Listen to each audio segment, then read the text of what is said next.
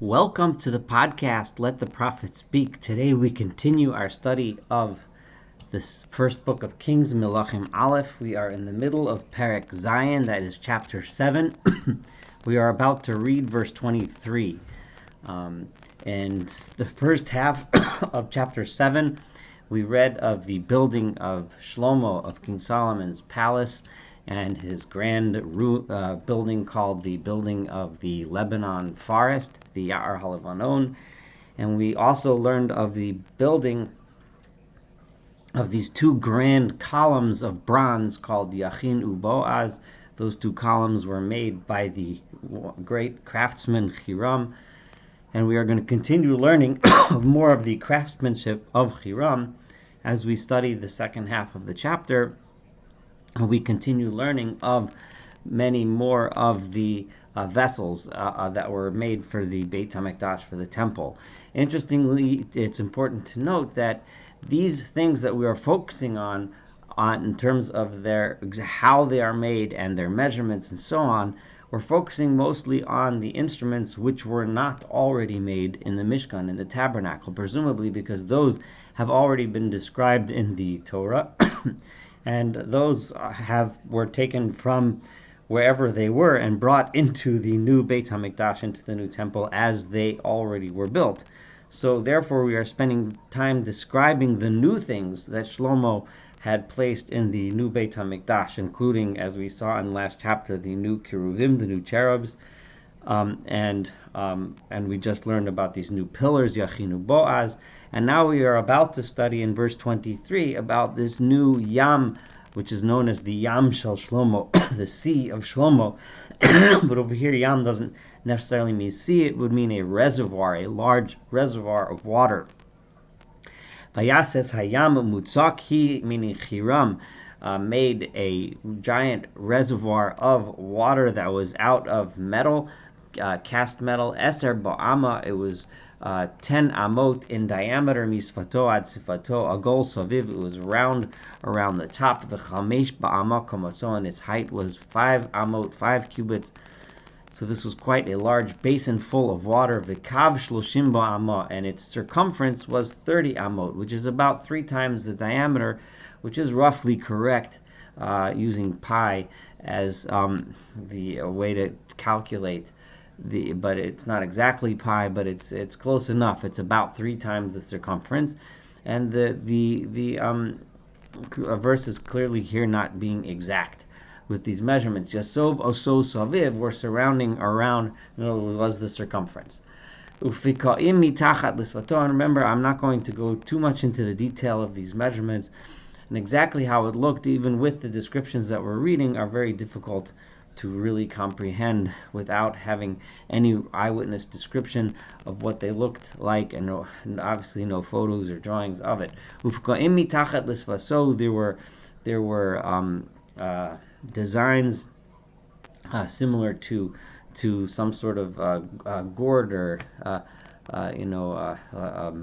pumpkin or some sort underneath its edge, going around and around. So eser ba'ama makifim et yam saviv. They went around 10 such designs per cubit, going all the way around, which was, remember, as we said, approximately 30 cubits. Makifim et yam saviv. They're surrounding around the edge. Shnei turim hapkoim yitzuim b'yitzukaso. There were 2 rows of these decorations going around the top. Omeid al shneim asar, and it was standing upon, it was resting upon this giant reservoir of water, was resting al shnei asar bakar, on 12 statues of cattle. Shlosha ponim tzafona, 3 facing northward, ushlosha ponim yama, and 3 facing westward, ushlosha ponim negva, and 3 facing south, ushlosha ponim mizracha, and 3 facing the east. Vayam aleim ilmala, and the sea was being carried on their backs. V'chol achoreihem boisa, and all of the hind parts of these cattle. At this verse, it doesn't say what they were made of. Were facing inward. So the faces of these oxen were facing outward. The image of the oxen, it's important until now to remember there were several images. So far, the only images of living beings that we discussed so far were that of the cherubs, the Keruvim, and now of the bakar, of the oxen. And I'm going to get to these images of animals and discuss them in more detail shortly. The avyo tefach, the thickness of the metal of this was of this yam, of this what is it called? This reservoir was a tefach, which is approximately 4 inches thick. Usvato kimasei svat kos perach shoshan, and its edge was like that of a like the petals of a flower, like the edge of a cup decorated with the petals of a flower. Alpayim bat yochil, and it held 2,000 bat, which is a liquid measurement of water that it could hold. Exactly how big that is not completely clear. Vayatzes hamechonot, and then he made stands for the kiorot. Remember, the kior was an instrument which was contained in the tabernacle and the Mishkan, to use for the kohanim, for the priests to wash their hands, and there was a kior. Here, there's going to be 10 kiorot. Presumably, it's a bigger building. There's more going on in there. There's more priests, there's more sacrifices, more service happening. And Shlomo decided that there should be 10 kiorot, and the kiorot were placed on stands, on mechonot, that were stands for the wash basins. Arba amma, they were 4 amot. Orech hamechona hechas was its length. V'arba ba'ama rochba, and 4 amos wide. V'sholosh ba'ama komasa, and 3 amot and 3 cubits tall. V'zeh ma'aseh hamechona, and how were they built? Miskerot lahem, they had they were set in miskerot bein hashlabim, and they were insets within the sets or the frames. Bi'ala miskerot asher bein hashlabim, and on those insets within the frames were these following images: were arayot, bakar, ukruvim. Now we have images of lions, of oxen, and of cherubs, of kiruvim. These are 3 animals which I'm going to speak about in a minute, what the significance of these are. V'ala shlabim kain mima'al, and above these frames was mitachat la'arayot l'bakar, and underneath, from above those frames, and also beneath them, where the lions and oxen images were, loyot ma'aseh morad, were spiraling designs of metal, like twisted spiraling designs of chains of metal. The arba ofanei nechoshet, and then there were 4 bronze wheels, la mechona ha'achat, and it's unclear if these were wheels that actually turned or were these wheels that were decorative. It sounds like they were decorative, like everything else here being described. On each one of the stands, v'sarnei nechoshet, and it had bronze axles holding the wheels. V'arba pamotav, and its 4 legs, ksefot lam, had these like shoulders over them. Mitachat lakiyar haksefot yitzukot me'ever la'ish loyot. Each one of these shoulders, or sometimes translated as brackets, were underneath, and they each one had these spirals of metal that we described before. Again, it's hard to imagine what exactly these look like, and I'm not going to spend too much time discussing that. Ufiu mi beit lakuteret v'mala ba'ama,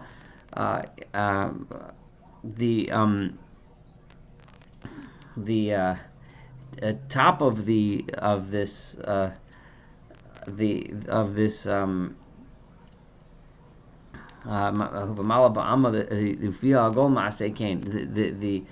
I'm going to translate this.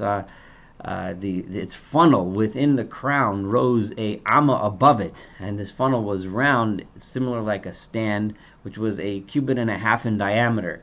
I know I'm translating this, and again, in a verbal podcast, it's extremely difficult to describe. On the funnel, there were 2 carvings, but the insets were square, not round. They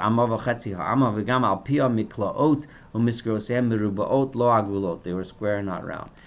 The arbato ofanim, and again, these 4 wheels, limitachat la miskirot, were beneath those insets that we mentioned before. Vidoto ofanim b'mechona, and the yidota ofanim, which are the axles of the wheels, were fixed in the stand. V'komata ofanach, each wheel was amma v'chatzi amma in diameter, was 1.5 amot in diameter. It was the diameter of the wheel. Uma'aseh ha'ofanim, and the way these wheels were made was kim'aseh ofan hamerkavo, similar to the wheel of a chariot. Yidotam v'gabehem v'chishukehem v'chishurehem hakol mutzak. Their axles, their rims, their spokes, and their hubs were all made of cast metal. We're now at verse 34. I'm kind of going through this quickly again. There isn't, but I am going to concentrate in a minute on some of these images, these ofanim and arayot and kiruvim and shorot, the oxen.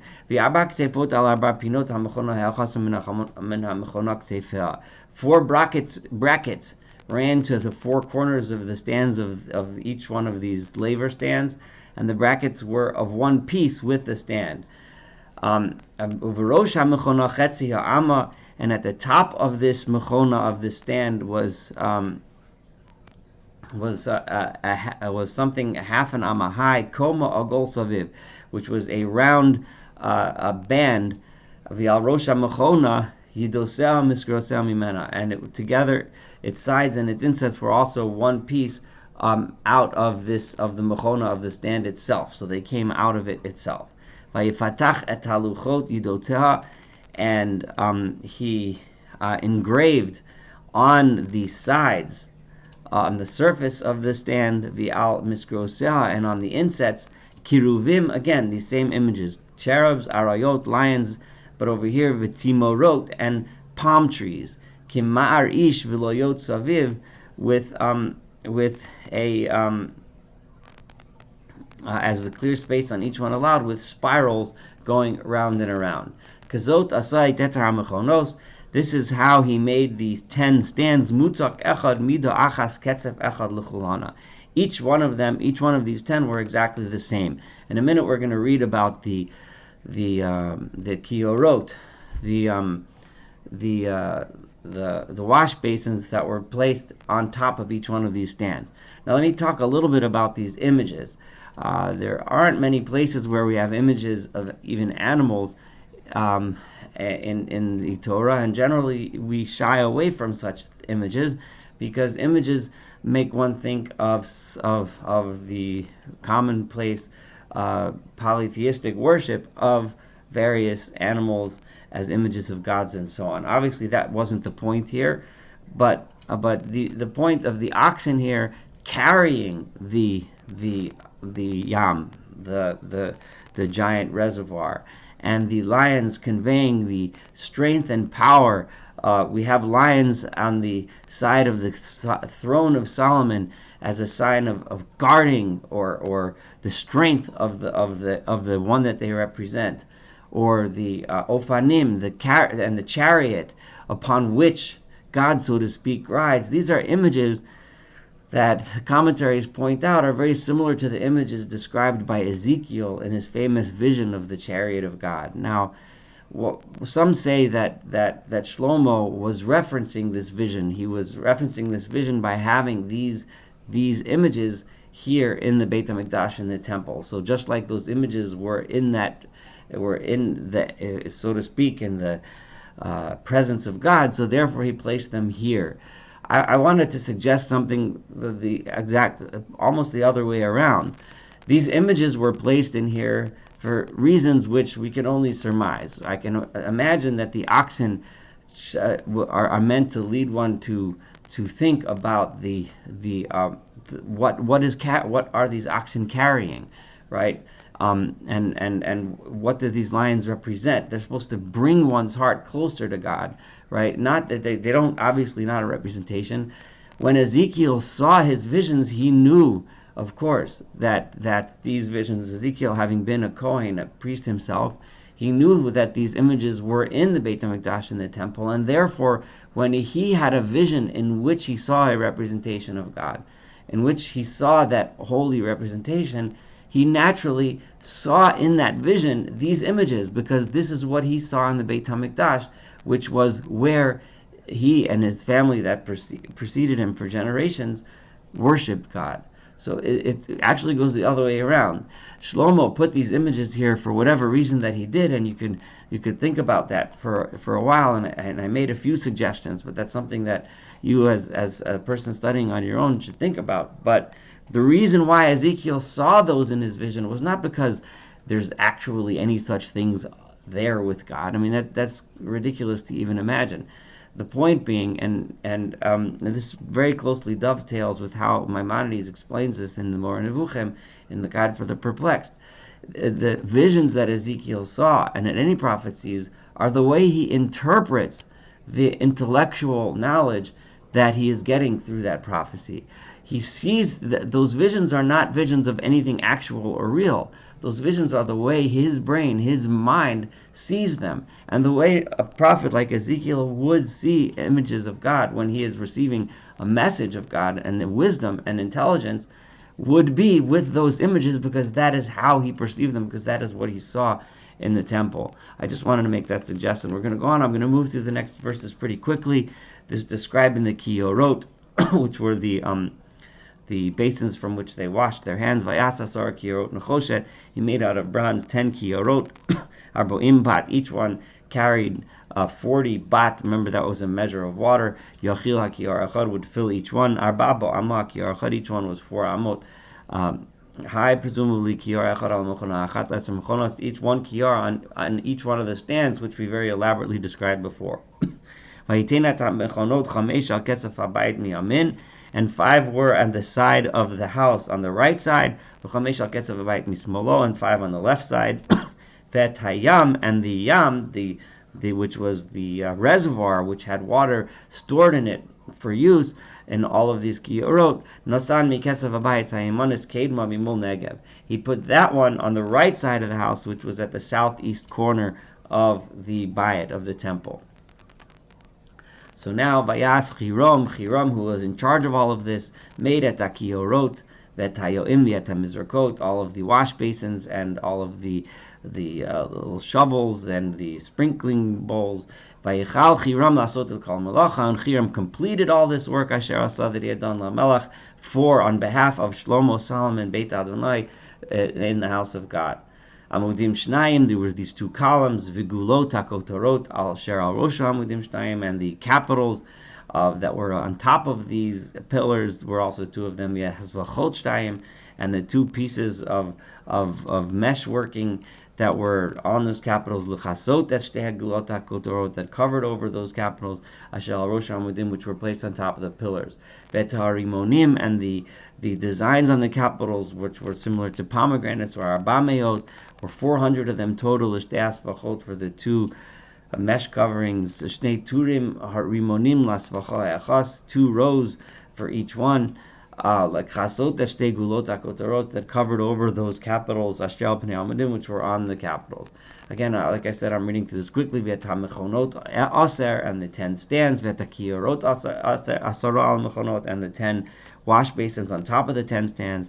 V'et ha-yam ha'echad, and the 1 giant reservoir. V'et ha-bakar shnei masar tachas hayam, and the 12 cattle that were holding up the reservoir. V'et ha-sirot, v'et ha-yoim, v'et ha-mizrukot, and the buckets and the shovels and the sprinkling bowls, v'et kol hakelim, and all of the various vessels, ha'ela, these vessels, asher asach Hiram l'melech Shlomo beit Adonai nechoshet memurat, they were all made of shiny bronze.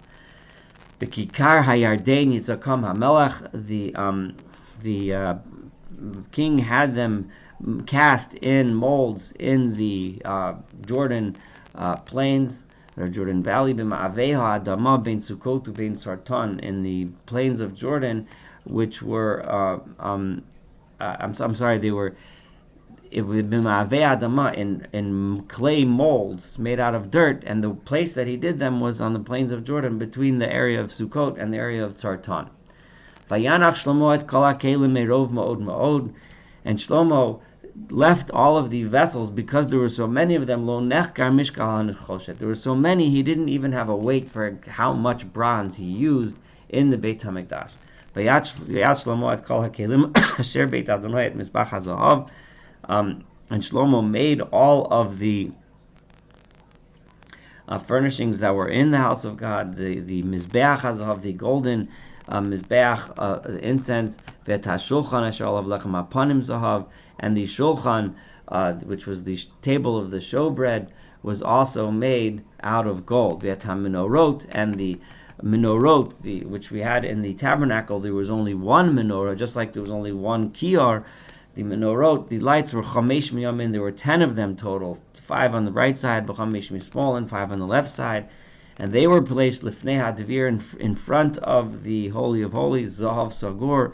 They were made of solid gold, v'haperach v'hanerot v'hamelkachayim zahav, and the petals, which were designs on the menorah, and the cups where the lamps where the flames burn, and the melkachayim, which were tongs that were used to take in and out the wicks and so on, those were all made of solid gold. V'hasipot, v'hamezamrot, v'hamizrakot, v'hakapot, v'hamachdot, zahav sagur.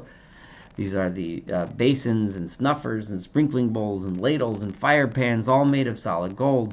V'hapotot lidaltot habayit hapanim l'kodesh hakodeshim lidaltei habayit leichal zahav, and the hinge sockets for the doors of the kodesh hakodeshim, the Holy of Holies, and for the doors of the heichal, the great hall prior to the Holy of Holies, and so on. So this is everything that Shlomo had done. This Tishlam kol hamelacha. This is the final verse, and this is the end of the description of the building.